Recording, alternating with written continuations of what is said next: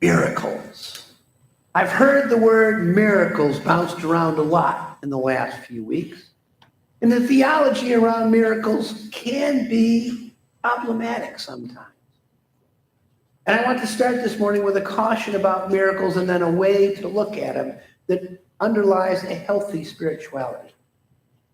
When applied to a large group like our feeding of the 5,000, or even a small group like Jesus coming out to the disciples, it isn't much of a problem.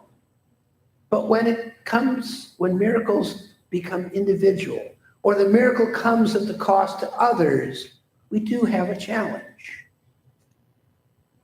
I've heard people on the news say, "Oh, thank God he spared my house." Well, now what do you say to the headmistress at the school at the church my wife is at, whose house was not spared, and a tree came down right through the middle of it, and it can't be lived in? It's going to have to be completely rebuilt. She might wonder, why didn't God spare my house if God spared my neighbor? This can lead to all kinds of problems. Now, Hurricane Beryl brought some of this back to my mind. I often talked about when you hear some religious leader, and remember I lived in Virginia Beach, home of Pat Robertson, who claimed we never had to worry about hurricanes because he was always going to pray them away. Well, that meant they went somewhere else. And what do you say to those poor people? He had some very unkind things to say about Katrina, by the way. And that's a whole nother issue and a whole nother problem with that image of God that I talked about last week. Now, I'm not saying we can't believe in God's protection. In fact, I pray for protection, but I'm always mindful of how that protection can manifest itself. And sometimes God is asking something of me for that protection. It's the famous story. Many of you have heard this, but I'll tell it anyway because I'll bet there's somebody who hasn't heard it. The man was faced with the coming storm and a potential flood. The sheriff came by in his truck and said, "There's a mandatory evacuation order. Jump in and I'll take you to safety." No, I'm fine. God will protect me." The water rose to the first floor windows in the house. Someone from the Coast Guard came by and said, "This flood's going to get much worse. Jump in. I'll take you to safety." No. God will protect me. Finally, sitting on his roof, a National Guard helicopter came over and they said, "We'll drop you a line. Come on, we'll save you." And he said, No, God will protect me. Well, after he drowned and arrived at the gates of heaven, he said to God, "Why didn't you save me?" God answered, "Well, my son, I sent the sheriff in his truck, the person in a boat, and finally a helicopter. I gave you 3 chances to save yourself and you didn't take them. What did you expect to happen?"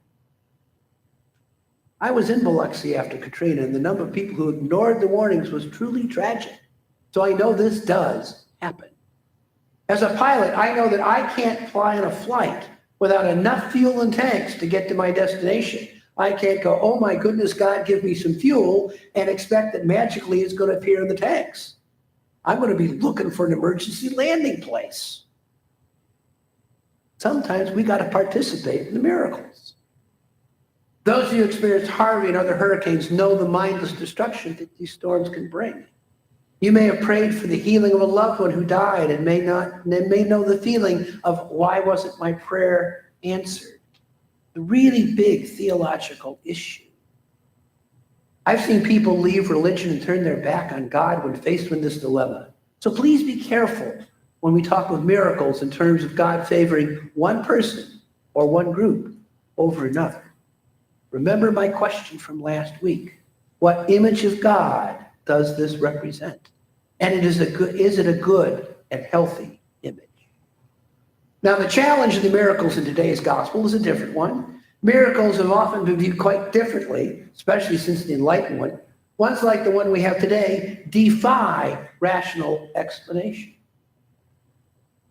Richard Rohr taught me something fundamental about miracles a long time ago.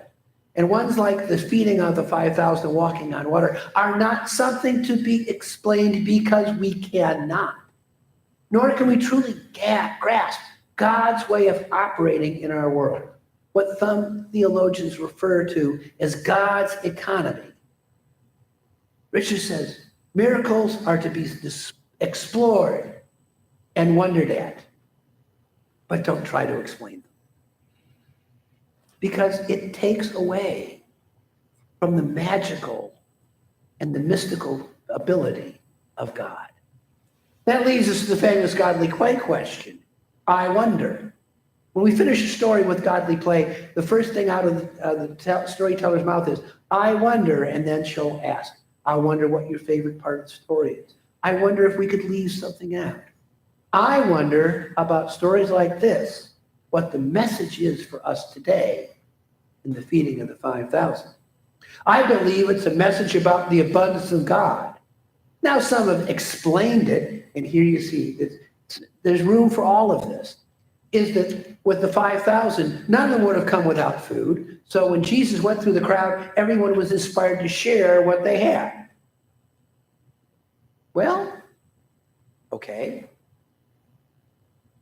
But I have more faith in God than that. I think he actually did it. I can't explain it, but I can say that I believe that this miracle happened, just the way it is said. These signs in the Gospel of John all point, though, to who Jesus is, and that's the point of these miracles. They are signs for the Gospel of John.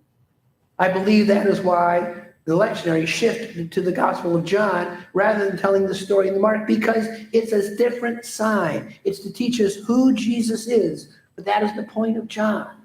Only in this one does Jesus say, what are you going to do? For he knew what he intended to do. That's only in John's Gospel. But that's typical of how John portrays Jesus. For what Jesus is portrayed as is Christ. I'm going to talk a little bit more about that next week. Faith in Jesus is the critical element in the Gospel of John. Lack of belief is the sin. All the signs point to answer the question of who Jesus is, who not only Jesus is, but who is the Messiah, the eternal Christ. For it is in John that we learn about Christ more than we learn about Jesus. One of my friends suggested that, well, the 5 loaves and 2 fish stand for the 5 books of the Torah, and the 2 fish are the Old and New Covenant of God. Well, that's fine, except the New Testament of God wasn't finished until 350 AD, when Constantine ordered the first Bibles to be published. They were simply collections of scrolls up until then. The 12 baskets might represent the 12 tribes, or possibly the abundance of the 12 disciples will be given to take out to the people. I think there's something to that. This is classic Johannine metaphor and symbol, because that's how he teaches. As I meditated on this, I kept coming back to the centrality of Jesus to this story. He is known in the breaking of the bread in John. It's going to come back up later on the road to Emmaus, where they don't recognize him until he breaks the bread. And then their eyes are opened. In fact, this story is the first Eucharistic meal, long before the Last Supper, where Jesus takes the bread, blesses the bread, breaks the bread, and then he gives the bread of life to his flock. This is the heart of what I do every Sunday at this table. I take, bless, break, and give the bread of life to all of us. However, in all of this, the focus is on Jesus. Jesus is the one who feeds the crowd and walks on water. Jesus, by the way, it doesn't say the disciples distributed the bread. It said Jesus distributes the bread. Over the next few weeks, we are going to hear a series of passages about the bread of life. And it's critical for John that we understand that Jesus, that Christ, is the bread of life. Jesus is giving of himself as he goes through the crowd. Now stop and think for a moment the magnitude of going one by one to feed this entire crowd. Now there's a miracle in and of itself, but it's also power of Christ's love and his willingness to give of himself for all. This story, no matter which gospel read, is a story of abundance. In both the Hebrew scriptures and New Testament, we read about God providing an abundance for his children. Whether it's manna in the wilderness or bread and fish for the 5,000, there is always enough. In fact, in today's story, there is more than enough. We are never diminished when we share what God has given us. We are rather enriched. We are enriched when we share God's blessings with others. And this is the message that Jesus is extending to us. We live in a world that for a large part views everything with scarcity.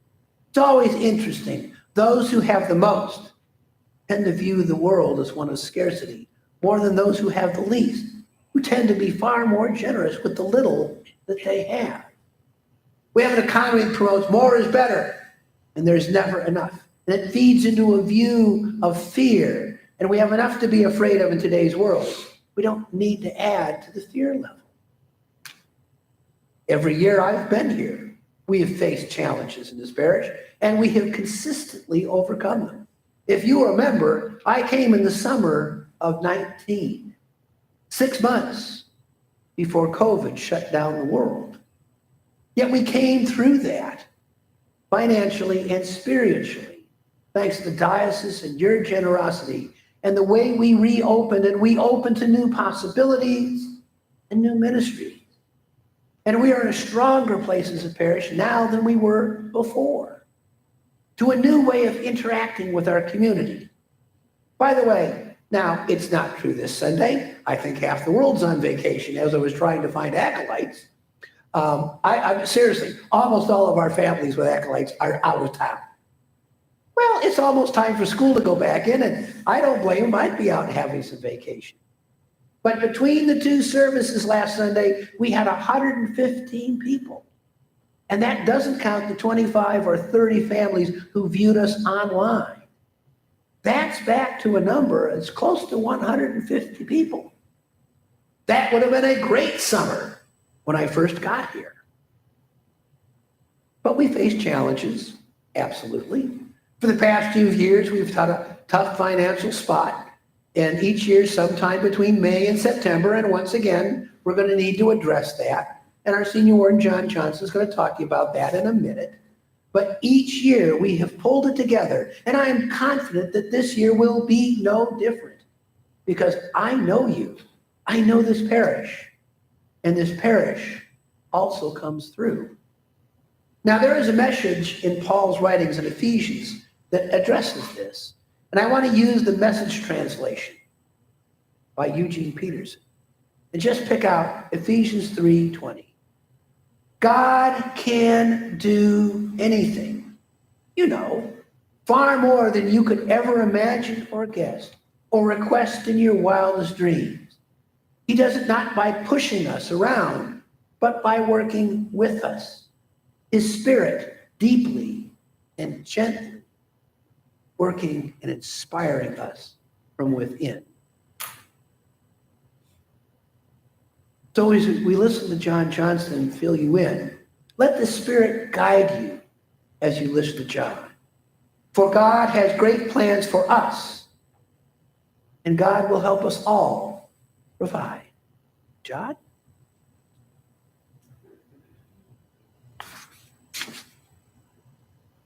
Your mid-year statement for 2024 is available in the narthex. If you didn't get it on the way in, please pick one up on your way out after the service. In the same envelope is a letter of thanks for your continued support of our parish. In past years, the budget has been a challenge.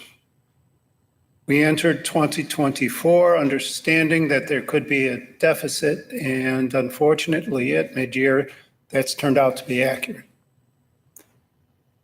In the past, we've closed the gap with donations income. We do have resources in the bank, but we're concerned about the rate at which we're using them. This year, we kept our expenses under budget until the sump pump failed, and we were faced with several HVAC repairs. That consumed our entire 2024 maintenance budget, plus a major part of our building improvement fund. In spite of all that, with careful management, we've managed to stay under our budget by $4,500 at mid-year. Now, the problem is that the gap between donations and expenses has resulted in a deficit of $28,000 at mid-year. We were in a similar position in 2022 and 2023, and through your generosity, we came very close to closing that gap and ending with a balanced budget, both years. One piece of very good news is that the St. Paul's Finance Committee is pleased to announce that this month we made the final payment on the Crump loan. That makes St. Paul's Parish debt-free for the first time in a long time.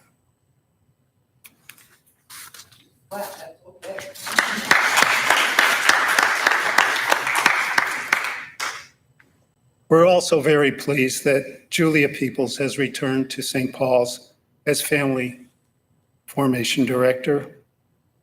Now, certainly that means an increase in expense, but we're sure that having her back will help our core value of the importance of families to this parish. It is all of us giving of our time and talent and treasure that brings St. Paul's mission statement to life. I'll read it. St. Paul's mission is to share the love of the Lord with everyone through meaningful worship and prayer, education for all ages, service to others, and supportive relationships within our church family and our community. Your service and pledges and gifts are what make this mission a reality. Your gifts and continued support make all the difference. And we thank you for your generosity. If you're willing to stretch and make an additional gift of, say, a 13th month pledge, or an increase in your current pledge, or a one-time gift, you'll be making all the difference in our growth for 2024. We can do this together, and we will, with God's help. Thank you.